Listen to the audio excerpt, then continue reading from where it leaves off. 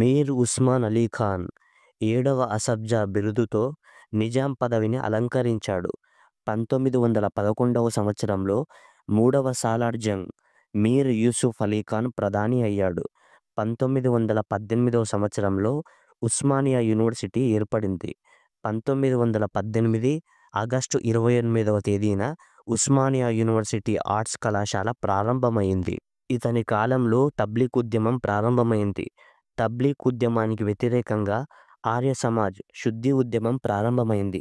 Nizam Osman Ali ఖాన్ను Indian Dyer అని వర్ణించింది బాలానాథ్. ఇతని కాలంలో 3వ సాలార్ జంగ్ 1918వ సంవత్సరంలో సాలార్ జంగ్ మ్యూజియాన్ని నిర్మించాడు.